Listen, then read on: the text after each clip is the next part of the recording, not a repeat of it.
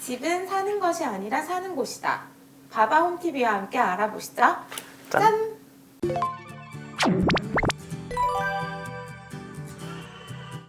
안녕하세요. 저는 아시아경제신문 부동산부 김현정 기자입니다. 안녕하세요.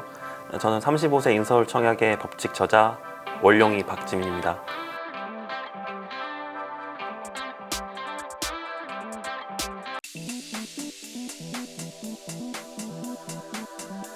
청약통장은 가입이 됐고 가점 계산도 이제 어느 정도 끝났다고 가정을 하고 본격적으로 내가 청약을 하겠다 하는 분들 어떻게 시작하셔야 되는지 좀 알아볼까요? 우선은 규제 지역과 비규제 지역이 있어요. 근데 규제 지역에서는 청약 조건이 굉장히 까다롭습니다. 무주택자 위주로 되었고 그 다음에 세대 줄여야 돼요.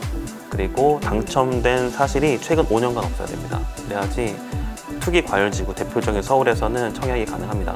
근데 문제는 뭐냐면 1주택자한테도 기회를 주었는데 사실상은 무주택자한테 이 가점제가 아닌 추첨제 75% 이상을 또 배정하게 되어 있어요.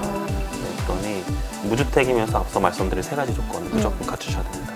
가장 중요한 건 내가 어느 단지에 어느 평형에 신청을 할지 이런 거잖아요. 제가 어떻게 스스로 판단을 해야 될까요? 일단 어떤 단지에 청약을 할지 말지가 중요한데 기본적으로 비교 시세가 중요합니다. 주변 단지와의 분양가가 얼마나 싼지 비싼지 일단 비싸게 되면 청약을 안 하시는 편이 좋아요. 왜냐하면 당첨되고 나서도 추가로 들어가는 비용들이 많거든요. 뭐 이자, 후불제면 이자 금액, 발코니 잔금, 그 취득세 등등 하게 되면 주변 시세보다 더 비싼 값으로 아파트를 사게 되는 거예요. 그러니 시세보다 훨씬 저렴하게 이제 청약을 해야지만 내 집 마련하면서 가치 상승까지 노릴 수가 있습니다. 돈 현금에 대한 조심해야 될 거 있을까요? 요즘에 이슈가 뭐냐면 중도금 대출이 나오냐 안 나오냐 이거예요. 분양가가 9억이 넘어가면 대출이 안 나오고요. 네. 9억 이하여야만 대출이 나오는데 이마저도 40%까지만 나옵니다. 분양가 대비 40%라서 보통 중도금 대출을 60% 내요. 60%. 네, 1, 2, 3, 4회차는 대출이 나오고 네네. 나머지 이제 2회차는 대출이 안 나옵니다. 그걸 현금 준비해야 돼요. 분양가 대비 30% 현금이 있으면 안심하고 청약을 하셔도 돼요. 청약을 넣으셨어요. 네. 근데 당첨 기회를 잃어버리시는 분들이 있더라고요. 다시 뭐 청약하는 기회도 날리고 청약 통장도 없어지고 이런 너무 안타깝잖아요. 주의해야 되는 사례들 실사례 위주로 좀 말씀해 주실 수 있나요? 네, 어떤 걸 주의하셔야 되냐? 살지 않은 아파트면 청약하면 좀 힘듭니다. 일단 세금 혜택에서 줄어들고요. 내가 서울에 사는데 갑자기 양주, 인천, 평택 이렇게 살면 불가능하잖아요. 그러면 필수적으로 전월세를 줘야 돼요. 공급, 즉 입주가 많아지면 전세가가 떨어지거든요. 그러면 생각했던 자금보다 더 많은 자금이 그럼 투입되죠. 대출을 갑자기 받아야 되는데 잘 안 나올 수도 있고. 그렇죠. 요즘 대출 규제도 많겠죠. 1주택자가 대출 받으면 또 상환 조건이 빡빡하고요. 올해 많은 분들이 가장 관심 가지는 가장 핫하다 하고 네. 여겨지는 단지는 네. 어디가 있을까요?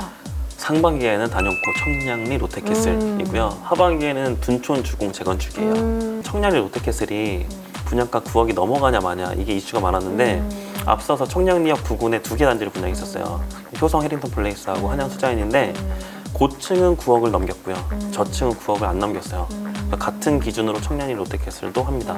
그 다음에 하반기에는 둔촌 주공 재건축 말씀드렸잖아요. 네, 요거 되게 많이들 관심 가지시더라고요. 네. 주고 아, 워낙에 크고 이래서. 그래서 호재 부자인 청량리에 상반기에 그냥 당첨이 돼버릴 건가? 난 조금 더 기다려서 초대형 단지 학군도 괜찮고 그곳에 청약을 할 건가? 저는 뭐라고 말씀드릴까요? 글쎄요. 학군과 이제 자녀가 어리고 이제 초중고로 보내셔야 되면 둔촌주공에 선택을 하시고 그리고 다 출가 보냈거나 이제 자녀가 없으시거나 하는 분들은 이미 동네 1등이 예상된 청량리를 그냥 하시는 게 좋다라고.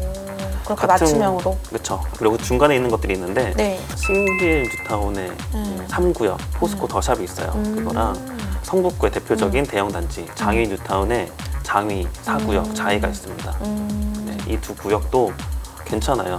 성북구 쪽에서 네, 괜찮은 단지 최근에 분양했던 기름 롯데캐슬 클라시아라고 있는데 네네. 바로 윗단지가 센터피스거든요. 이거 실거래가가 10억대 찍었고 동작 노량진 바로 왼쪽에 있는 신길 뉴타운의 가장 비싼 가격은 10억대 역시 찍었습니다. 그러면 해당 분양지에서 9억 이하 분양가 나오면 굉장히 인기가 있거든요. 그래서 신길 3구역은 아마 8억대 초반 분양가가 나오면 인기가 대단할 것으로 봅니다. 청량리 롯데캐슬하고 둔촌주공은 그냥 9억 초과다. 아. 네. 신길 3구역하고 장유 4구역은 9억 이하다. 이렇게 정리하시면 됩니다. 어쨌든 뽑아주신 4개 단지 모두 이제 실거주로도 괜찮고 네. 투자 목적으로도 나쁘지 않은 선택, 좋은 네. 선택이다. 제가 아시아경제 채널 구독자분들을 위해서 선물을 준비했는데요. 아마 청약을 대비하고 계신 서울 분들에게는 굉장히 큰 팁이 될 것 같아요. 오. 자, 표 하나를 보시면 제가 4사분면으로 나눠 놓았습니다. 아, 네. 9억 이하짜리 아파트 예상되는 보이시나요? 거, 9억 초과되는 아파트. 좌측에는 고점자, 저점자로 나눠 놓았는데 이제 고점자 같은 경우는 가상으로 50점을 초과한다. 저점자는 50점 이하다라고 가상의 컷을 제가 설정해 놓았어요. 이게 만약에 9억이 넘어가면 대출이 안 나오니까 그래서 현금 부자, 내가 가점이 한 30점, 40점 된다.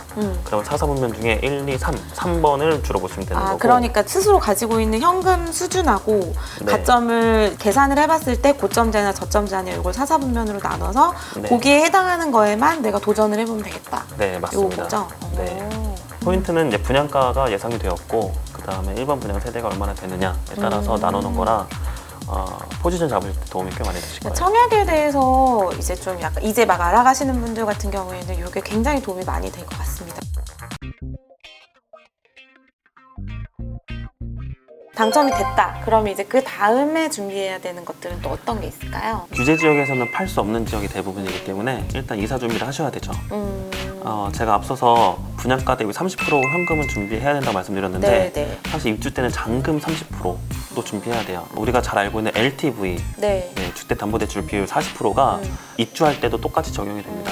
네, 그러니 결론적으로는 분양가 대비 60% 현금이 총 필요한데 거기서 앞선 30%는 입주하기 전에 내었고 나머지 30%는 입주할 때 내는 거기 때문에 기존의 아파트를 처분하시거나 집을 또는 저축 금액 또는 갯돈 아니면 주식에 넣었다면 빼시고 네, 이런 것들의 현금 준비가 입주 스케줄에 맞춰서 일단 있어야 되고 네, 여기에 추가되는 금액들이 있어요. 요즘 웬만하면 이자 후불제잖아요. 중도금 대출. 그러면 약 7억대 아파트다. 이자만 1,500에서 2,000이 나와요. 네, 그거 준비하셔야 되고 그리고 각종 옵션이 있죠. 옵션. 에어컨, 네. 그다음에 발코니 확장 네, 이런 거. 다 계약 시만 10% 내고 나머지는 다 잔금 때 90% 다 냅니다. 가장 큰 이제 현금이 필요한 거는 취득세. 취득세. 네. 만약에 9억이 넘어가잖아요. 몇 프로의 취득세율이 있을까요? 몇 프로죠? 네, 엄청납니다. 3.3%. 3.3%. 그러면 9억 네. 기준으로 봤을 때 이게 얼마야? 그렇죠. 계산해 보세요. 그렇죠. 거의 뭐 3천만 원 돈입니다. 세상에. 전본주택 가서 상담할 때 그런 거 좀 계산을 해주시나요? 이자 빼고는 다 즉시 계산 가능해요. 팁이 하나 더 있습니다. 네, 뭐가 있죠? 네, 취득세를 계산할 때 과세 표준이라고 하잖아요. 보통 6억, 9억으로 나누는데 모든 옵션을 포함한 가격이 이 과세 표준에 포함이 돼요. 즉, 내 분양가가 5억 9천이에요. 근데 옵션과 발코니 확장비를 포함한 금액이 2천이 넘어가요. 네. 그럼 6억 1천 이렇게 되잖아요. 그때 이제 취득세율이 2배가 됩니다. 그러면은 옵션으로 하는 게 쌀 것 같아서 에어컨 넣었다가 거기에 커트라인에 확 올라가 버리면 차라리 그냥 에어컨을 안 하는 게 낫겠네요. 그렇죠. 안 하시고 개인적으로 입주할 때 따로 하시는 게 더 이득입니다. 근데 실거주가 아니고 투자다라고 하신 분들은 그 임대차를 맞춰야 되잖아요. 그때 전세, 월세, 시세가 중요하죠.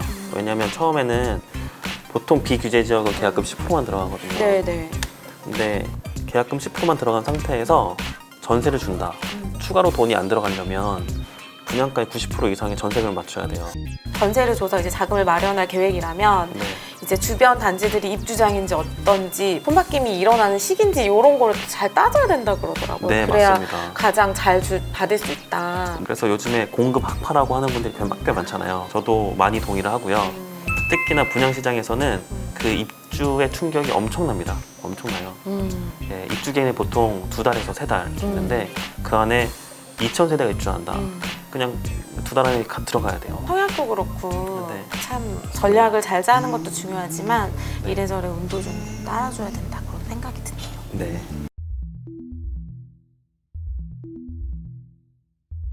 작년 9.13 때 논란했던 것 중에 하나가 이제 1주택자의 네. 청약 진입로가 거의 폐쇄되다시피 했다. 주거 상향의 어떤 의지를 왜 꺾느냐 이런 반발이 좀 있었죠. 그래서 네. 1주택자 그럼에도 불구하고 청약을 해보고 싶다. 이럴 때는 좀 어떤 전략을 짜고 어떤 배경 지식을 좀 가지고 있어야 할까요? 1주택자가 그 갈아타기용으로 청약 당첨을 하기 위해서는 아파트 투 처음에 접속을 해서 청약 행위를 진행할 때 그 그 기존 주택 처분 서약을 클릭하는 체크박스가 있어요. 네, 추첨제 물량에 75%는 무주택자한테 배정을 주는데 나머지 25% 물량에 이제 본인이 들어가게 되는 거예요. 처분 약정을 클릭하지 않고 바로 그냥 청약을 진행했다.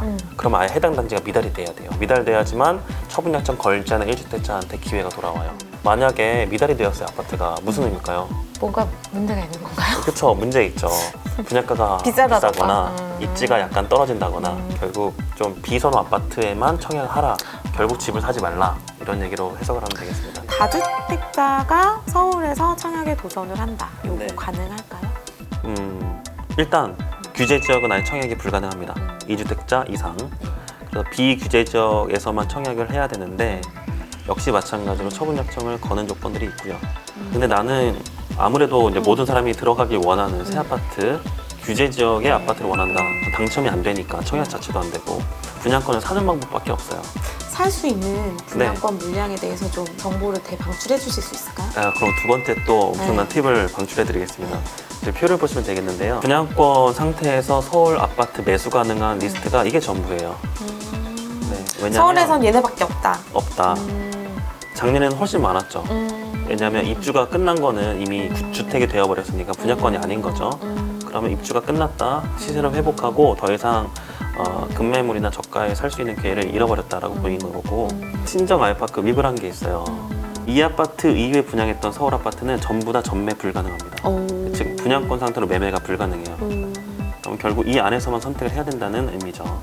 근데 주의할 게 있는데 네. 다주택자한테는 중도금대출 승계가 안 되잖아요. 아, 네. 네, 그러니까 올 현금이 필요한데 이걸 좀 피하려면 입주 중인 것들 또는 이 대기 중인 것들을 사서 전세를 바로 전세를 넣는 거죠. 네, 그 방법이 가장 좋습니다. 그렇다 해도 그래도 어느 정도 현금은 조금 필요가 하겠네요. 그쵸, 맞습니다. 요즘에 좀 이슈가 되고 있던 것들이 무순위 청약, 무순위 분양 이런 것들이 새로운 개념으로 등장을 했죠. 그래서 이게 뭐 미계약분이나 미분양 물량 또는 보류지 이런 것들이 나오기도 하는데 네. 이런 것들을 청약통장 없이 사는 행위를 줍줍이라고 네. 하잖아요. 요즘은 예전보다는 줍줍에 대한 관심이 조금 떨어지는 국면에 있지 않나 싶은 생각도 드는데 네, 맞습니다. 많이 떨어졌어요, 분위기가. 왜냐하면 분양가가 비싸면 계약을 많이 안 해요. 네, 그런 물건들이 미계약분 세대로 무순위 청약자한테 돌아갑니다. 네, 그런 경우가 일단 베이스고 생각보다 많이 나오는 경우가 있어요. 예를 들어 그 청량리 주상복합 3총사가 있잖아요. 네네. 효성, 한양, 그다음에 롯데인데 효성 끝났고 두 번째가 한양이었어요. 근데 롯데께서는 어차피 많이 몰릴 것으로 예상을 한 다음에 그러면 내가 청량리에 하나 갖고 싶은데 어떻게 해야 되지? 이럴 경우는 한양 수자인을 틈새로 무순위 청약을 했던 거죠. 아, 그냥 넣어놨다. 네. 그럼 9억이 다시 초과되는 이제 높은 층수는 미계약분이 많이 발생하죠. 대출이 안 나오니까.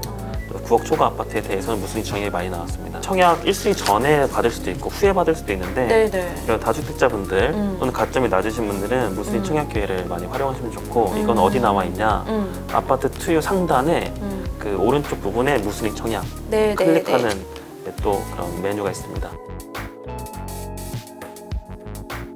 무순위 청약이 일명 줍줍 네. 조금 아쉬운 경우가 있는데 5월 20일부터 예비 당첨자 비율을 투기 과열지구에서 5배로 올려놨어요.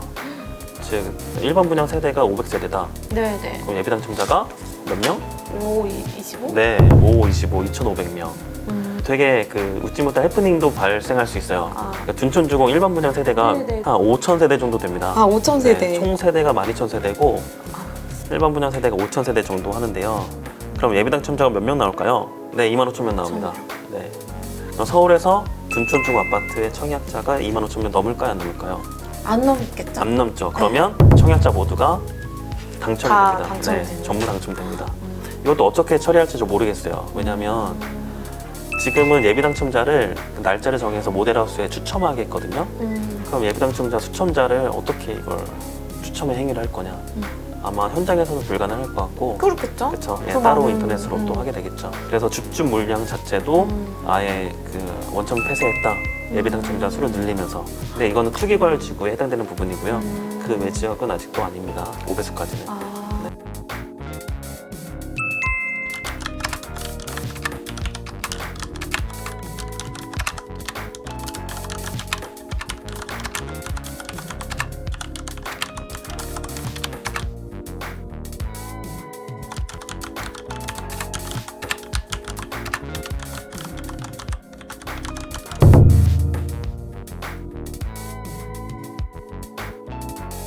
자, 그러면 오늘 청약에 대해서 자세하게 좀 내용 알아봤는데요. 궁금한 내용 혹시 또 있으시면 댓글 달아주셔도 되고 아니면 요 아래에 있는 주소로 문의 메일 보내주셔도 저희가 친절하게 답변을 드리도록 하겠습니다. 네, 알겠습니다.